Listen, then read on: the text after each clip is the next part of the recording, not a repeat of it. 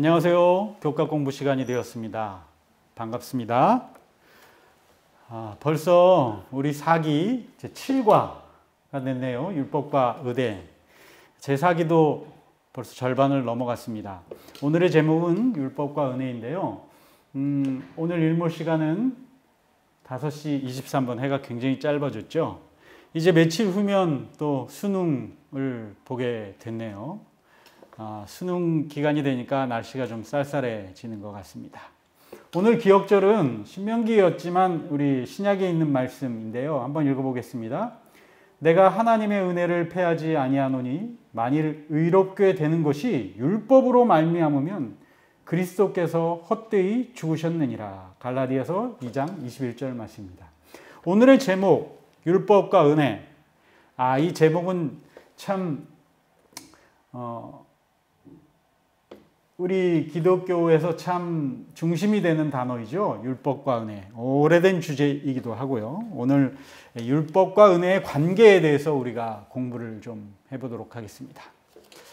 사람들이 사는 사회에서 서로 이렇게 이득을 주고받는 이런 관계 속에서 어떤 사람이 다른 사람에게 선물을 줄 때 그 선물을 주는 이유는 선물을 받는 사람으로부터 어떤 대가를 받았다든지 아니면 어떤 대가를 바라고 선물을 줄 때가 종종 있습니다. 그런데 그 받는 대가, 받을 걸 기대하든가 받았던 대가가 큰 거일수록 문제가 되죠. 이렇게 선물이 오고 가는 경우가 하나 있고, 또 한 경우는 대가와 관계없이 대가를 바라지도 않고 일방적으로 선물을 주는 경우들이 있습니다.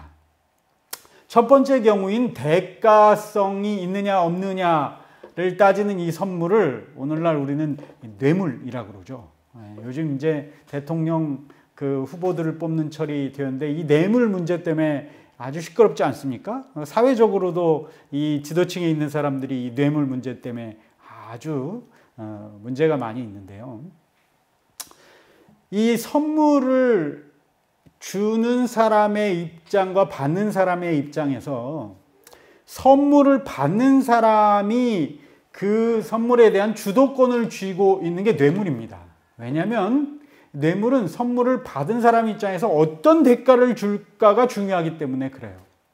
그런데 선물을 받는 사람과 관계없이 주는 사람이 주도권을 가진 선물, 이것을 은혜의 선물이라고 표현할 수 있습니다. 전적으로 주는 사람이 그냥 주는 것이죠.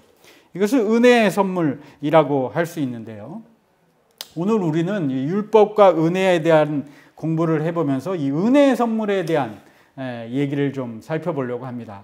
여기 에베소 2장 8절에 보면 너희는 그 은혜에 의하여 믿음으로 말미암아 구원을 받았으니 이것은 너희에게서 난 것이 아니요 하나님의 선물이라 라고 이야기하고 있습니다. 하나님께서 우리에게 주시는 선물은 온전히 그 주도권이 하나님께 있는 선물이고 받는 사람의 어떠함과 관계없이 일방적으로 하나님께서 주시는 것이다. 그래서 그것은 은혜라고 표현을 했고 그 주시는 선물은 뭐냐고 얘기하면 구원이라는 것입니다. 그러니까 구원은 주시는 하나님의 입장에서 우리에게 일방적으로 그 받는 사람의 어떠함과 관계없이 일방적으로 주는 은혜이기 때문에 그것은 하나님의 선물이다라고 표현하고 있는 것입니다. 오늘 그래서 우리는 이번 교과에서 율법과 은혜의 관계에 대해서 공부를 해본데요. 첫 번째 일요일 주제입니다. 하늘에 있는 법인데요.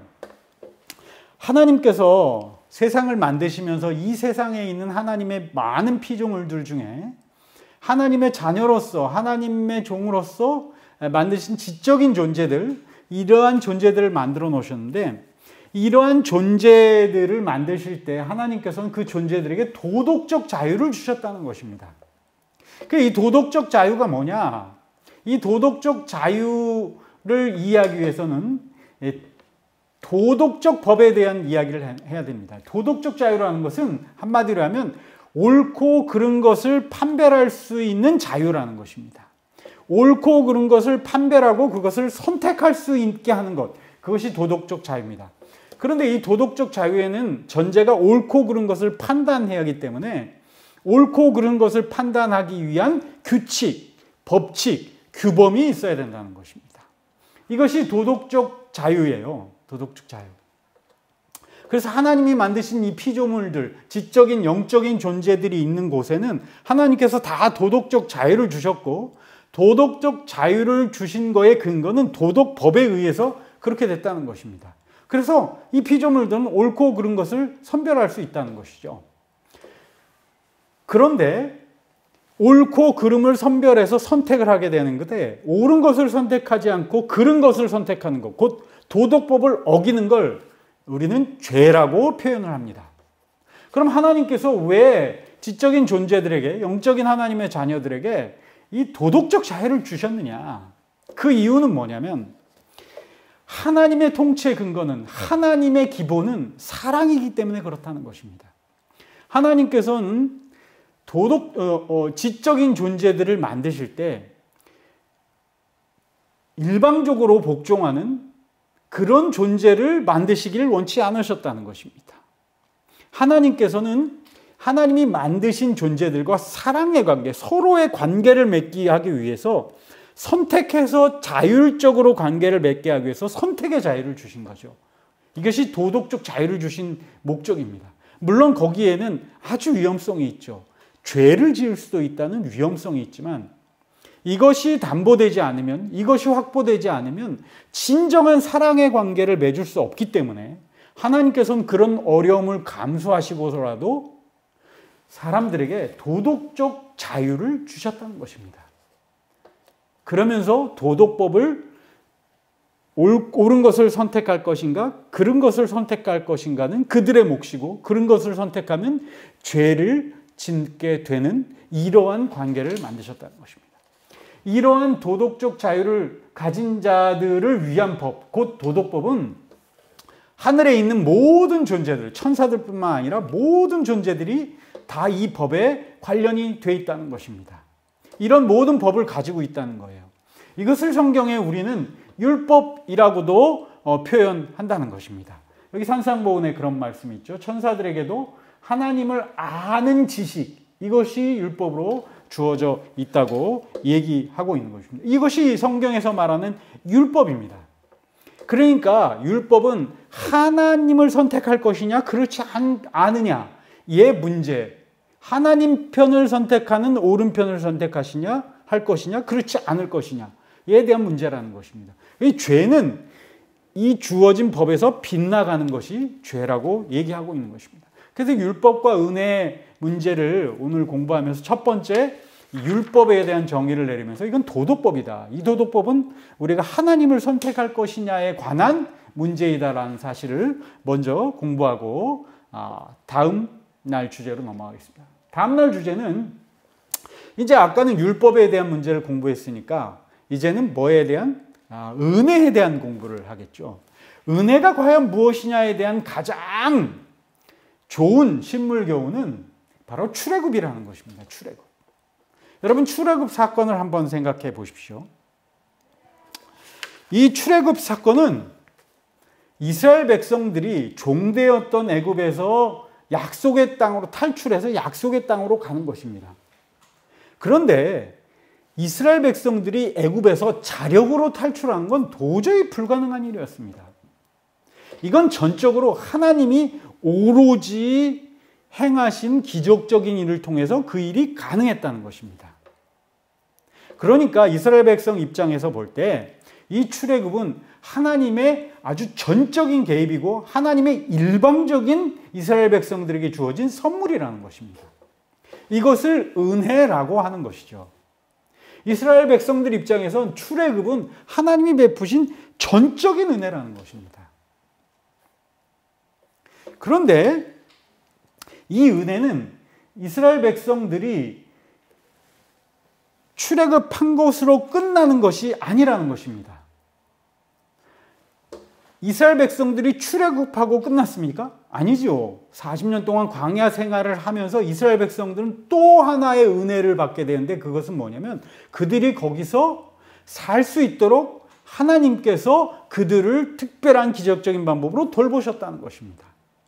그러니까 은혜는 그들을 건져내는 것뿐만 아니라 그들이 계속 은혜 안에 살 수 있도록 하나님께서 베푸신 구원 안에 살 수 있도록 하게 하는 것, 그것이 은혜의 전부라는 것입니다. 여기 보니까 하나님, 교과책엔 뭐라고 표현하냐면 하나님의 은혜는 그분의 율법을 범한 우리를 용서할 뿐 아니라 우리로 하여금 그분과의 언약 관계에서 시작된 진정한 순종을 실천할 수 있게 해준다. 이스라엘 백성들을 죄 가운데 있는 노예 생활 가운데서 있는 이스라엘 백성은 구원하는 것으로 끝나는 게 아니라 그들이 약속의 땅으로 들어가서 여전히 잘 살 수 있도록 그들에게 어떤 율법을 주고 그들에게 무엇을 호소하는 모든 것, 이것이 하나님의 은혜라는 것입니다. 오늘날 우리에게도 마찬가지죠. 이 죄악 세상에서, 이 지구라는 애국 같은 죄악 세상에서 사는 우리를 구원하실 뿐만 아니라 그 은혜를 받아들인 사람들에게 진정으로 하나님의 백성으로 살 수 있도록 우리에게 율법을 알려주시고 사는 방법들을 알려주신 모든 것이 은혜라는 것입니다. 그러니까 오늘 율법과 은혜에 대해서 공부했어요. 어제 교과에는 율법이 과연 무엇인가? 도덕적 자유를 가진 사람들이 선택의 순간에 옳고 그름을 선택하는데 거기 옳고 그름의 기준이 뭐냐면 그게 율법이라는 것입니다. 그리고 은혜는 뭐냐? 도저히 받을 수 없는 상태에 있는, 도저히 자력으로 할 수 없는 상태에 있는 대상에게 하나님께서 전적으로 베풀어 주시고 그들을 구원해 주시고 그들을 살게 해 주시는 것. 그러니까 전적인 하나님 입장에서 행하는 일, 그것이 은혜라고 정의할 수 있다는 것입니다. 그렇기 때문에 하나님께서는 이 은혜를 베푸신 다음에 이스라엘 백성들에게 계속 신명기에서 강조하는 게 뭐냐면 율법에 순종해라 라고 얘기를 하는 것입니다. 율법에 순종해라. 그러면 여러분, 하나님께서는 왜 우리에게 그런 의무를 강요하실까요? 정말 기적적인 방법으로 은혜의 선물, 전적인 선물 주셔서 우리를 구원해 주셨으면 됐지. 왜 그 이후에 우리에게 하나님의 율법에 대한 순종을 강요하시는 걸까요? 이것을 의무라고 계속 얘기합니다. 모세도 이스라엘 백성들에게 너희의 의무라고 계속 얘기합니다. 그 이유에 대해서 우리가 화요일 주제에 대해서 좀 공부를 하겠는데요. 이 신명기 10장 12절 13절에 아주 중요한 성경절이 있습니다. 이스라엘아, 내 하나님 여호와께서 내게 요구하시는 것이 무엇이냐? 그의 모든 도를 행하고 그를 사랑하며 마음을 다하고 뜻을 다하여 내 하나님 여호와를 섬기고 내가 오늘 내게 행복을 위하여 내게 명하는 여호와의 명령과 규례를 지킬 것이다. 여기 보니까 하나님께서 너희가 율법과 율례를 계속 지키라고 모세를 통해서 의무를 주어주시는데 의무를 주어주시는 이유가 뭐라고요? 내 뭐를 위하여? 행복을 위하여. 사실 여러분, 의무라는 단어는 우리에게 굉장히 부담스러운 단어 아닙니까? 뭔가를 꼭 해야 되는, 하지 않으면 안 될 것 같은. 그런데 모세가 이런 의무를 이야기하면서 내가 이 의무를 왜 주냐면 다 누굴 위해서? 내 행복을 위하여 주는 것이다 라는 것입니다. 하나님께서 우리를 구원하시고 율법을 주시고 율법 안에서 살라고 얘기하는 이유는 우리 행복을 위한 것이라는 것입니다. 여러분, 거꾸로 한번 생각해 보십시오. 하나님께서 우리에게 지키라고 주신 율법을 우리가 잘 지켰을 때 하나님 편에서 얻는 유익은 뭡니까? 내가 시킨 거 잘했으니까 기분 좋다, 이 정도입니까? 사실 생각해 보십시오. 우리가 하나님께서 우리에게 주신 의무, 율법대로 살으라는 의무를 잘 지켰을 때 하나님이 얻는 유익은 뭔가? 실제적으로 하나님이 얻으시는 유익은 없어요. 그러니까 주어진 의무는, 우리에게 주신 의무는 다 누구의 유익을 위하여? 우리의 유익을 위하여 주신다는 것입니다. 그런데 이 성경절에 우리가 집중해야 될 게 하나 있습니다. 그것은 뭐냐면 이 성경절에서 얘기하는 이 단어 내게, 내 하나님, 내가 오늘 내게, 내 행복을 위하여, 이런 단어를 봤을 때 이건 다 단수로 표현하고 있습니다. 너 개인에게 얘기하고 있는 것입니다. 제가 몇 주 전에 그런 얘기했죠. 이스라엘 백성들은 언약의 수혜자였다. 분명히 그 집단적으로 수혜자였다. 그러나 언약의 당사자는 그 집단이 아니라 개개인이다라는 이야기를 했습니다. 이스라엘 백성들이 하나님께서 조상들에게 베푸신 그 약속 때문에 이스라엘 전체 민족을 구원하는 출애굽의 역사를 이루셨지만 출애굽 이후에 하나님과의 언약 관계에 들어가는 것, 그리고 하나님 말씀에 순종하는 문제는 극히 개인적인 문제라는 것입니다. 오늘날 마찬가지죠. 하나님께서 모든 인류의 구원을 위하여 십자가에 달려 돌아가시고 이를 믿는 자는 모두 구원을 얻게 하신 그 하나님의 구원은 굉장히 집단적인 것이었지만 그것을 받아들이는 문제는 누구의 문제라고요? 그것은 개개인의 문제라는 것입니다. 여기 교과책에는 이렇게 말씀하십니다. 하나님께서는 그들을 만드셨고 그들을 지키고 계시며 그들에게 가장 좋은 것이 무엇인지 알고 계실 뿐만 아니라 가장 좋은 것을 주고자 하신다. 하나님의 율법, 즉 십계명에 순종하는 것은 전적으로 그들의 유익을 위한 것이었다. 하나님께서는 당신의 백성들을 향한 사랑으로 율법을 주셨고 그 율법에 순종하는 것은 그들 자신의 행복을 위한 길이 될 것이었다. 하나님이 우리에게 의무를 주신 이유는 하나님의 유익이 아닙니다. 그것은 전적으로 우리의 유익이고 우리의 행복을 위한 것이라고 이야기하고 있습니다. 여러분 한번 생각해 보십시오. 여러분이 과거의 삶에서 내가 하나님의 말씀대로 살았더니 참 좋았더라 하는 기억들이 있습니까? 그런 기억들을 한번 생각해 보십시오.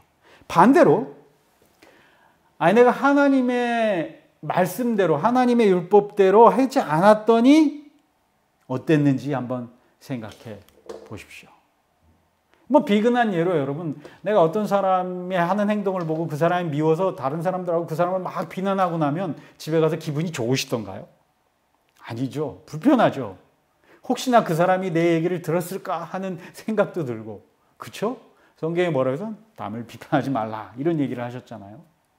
그러니까 여러분, 이 율법은 온전히 누구의 유익을 위하여? 하나님께서 우리의 유익을 위하여 주셨다는 것입니다.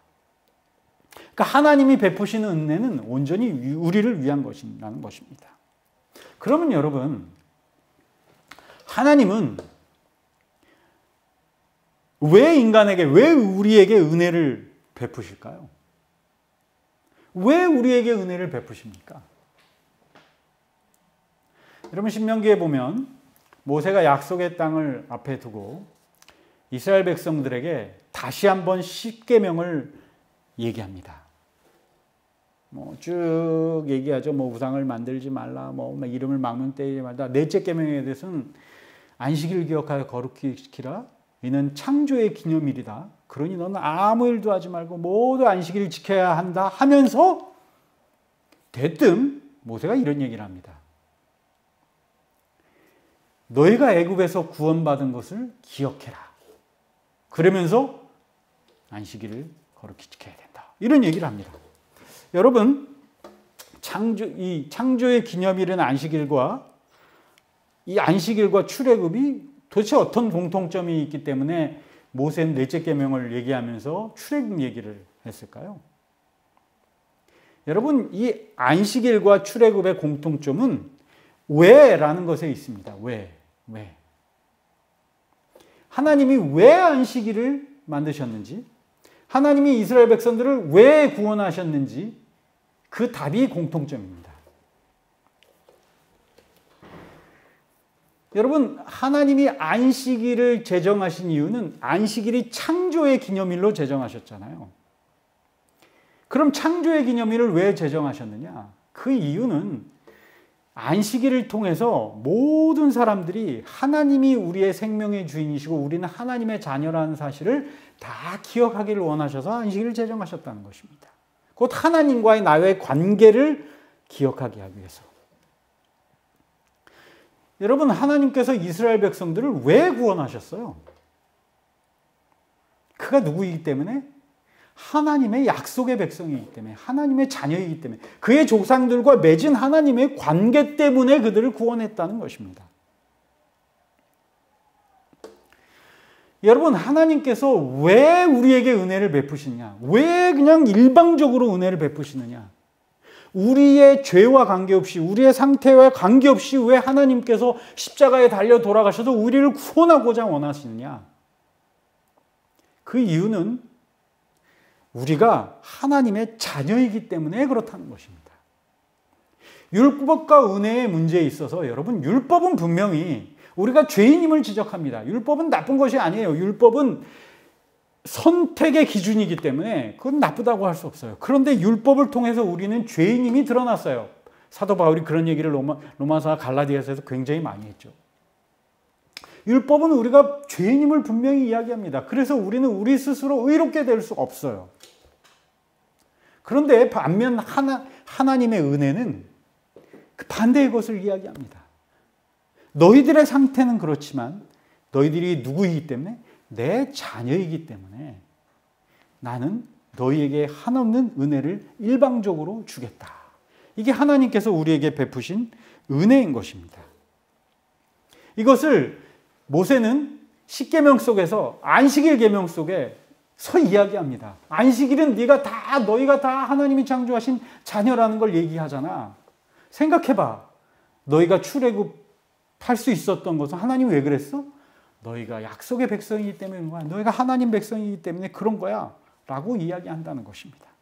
그래서 이 수요일 소지에서는 은혜의 구원과 안식일의 문제를 이야기하는 것입니다. 왜 하나님께서 우리를 은혜를 베푸시냐? 하나님이 자녀이기 때문에 그렇다는 것입니다. 마지막 다섯째 날 목요일 소지에는 믿음으로 말미암는 의에 대해서 그래서 얘기하는 것입니다. 하나님께서 베푸신 이 구원은 전적으로 하나님 편에서 베푸신 것인데, 이 하나님 편에서 베푸신 것이 하나님의 선물로 내 것이 되기 위해서는 우리가 믿음으로 그 사실을 받아들여야 한다는 것이죠. 여기 교과책에 있는 말씀에 이렇게 써요. 믿음으로 말미암는 의란 무엇인가? 그것은 사람의 영광을 먼지로 덮어버리고 사람 스스로가 할 수 없는 일을 사람을 위해 이루어 주시는 하나님의 일이다. 사람들이 자신이 아무것도 아님을 깨닫게 될 때 그들은 비로소 그리스도의 의로 옷 입혀질 준비가 된다. 우리의 구원을 위해서 우리가 할 수 있는 것은 아무것도 없다는 것을 우리가 느끼게 될 때 비로소 우리는 하나님을 바라보게 되고 믿음으로 우리는 의롭게 된다고 이야기하고 있는 것입니다. 하나님께서 구원을 주시는 이유는 우리의 행위대로 하심이 아니요 오직 자기의 뜻과 영원 전부터 그리스도 예수 안에서 우리에게 주신 은혜대로 하는 것이다. 우리의 행위가 아니라 하나님의 뜻 때문에 우리를 구원하신다는 것입니다. 그렇기 때문에 약속은 영원 전부터 주어졌기 때문에 이거는 우리의 행위 때문일 수 없다라는 얘기를 하고 있습니다. 여러분, 구원의 확신에 대한 이야기를 하는데 여러분, 구원을 확신하십니까? 네, 구원은 확실한 거예요. 왜냐하면 예수님께서 2000년 벌써 십자가에 그 전에 태초에 약속된 약속이기 때문에 그렇습니다. 문제는 내가 구원을 믿음으로 받아들이냐의 문제인데, 우리가 믿음으로 받아들일 때 그것은 내 것이 된다는 것입니다. 여러분, 구원의 확신이 없다는 것은 내가 그것을 믿음으로 받아들이지 못하고 있다는 것을 이야기하고 있는 것입니다. 결론적으로 오늘 교과는 그런 이야기를 합니다. 하나님께서는 우리에게 무엇과도 비교할 수 없는 은혜를 주셨다. 이스라엘 백성들을 구원하셨던 것처럼. 그러면서 그것을 믿음으로 받아들이라고 얘기하고 있습니다. 너희가 받은 구원을 받아들이고 하나님과 언약을 맺은 하나님 백성으로 살아라. 하나님 백성으로 사는 삶은 이 율법대로 사는 것이다. 이렇게 될 때 너는 하나님 백성과의 관계를 계속 유지할 수 있다라고 이야기하고 있는 것입니다. 여러분, 우리는 우리의 힘으로 율법을 완성할 수 없습니다. 우리는 우리 스스로 의로워질 수 없죠. 그러나 우리가 하나님의 자녀이기 때문에 하나님은 구원의 길을 열어주셨고 그 구원의 선물, 값없는 은혜의 선물을 우리가 받아들일 때 우리는 의로워질 수 있고, 의로워진 사람들을 하나님 법대로 살 수 있도록 하나님이 또 다른 은혜의 선물을 주시고 그렇게 살 수 있게 하시겠다. 이것이 하나님의 약속입니다. 오늘 신명기 속의 현대 진리를 공부하면서 수천 년 전에 모세가 이스라엘 백성들에게 약속했던, 그리고 당부했던 그것이 오늘날 우리에게 주시는 성경의 당부로 여기시고 믿음으로 구원을 받아들이시고 그 확신 속에서 하나님의 자녀로 사시는 우리 모두가 되시길 간절히 바라면서 교과 공부 마치겠습니다. 감사합니다.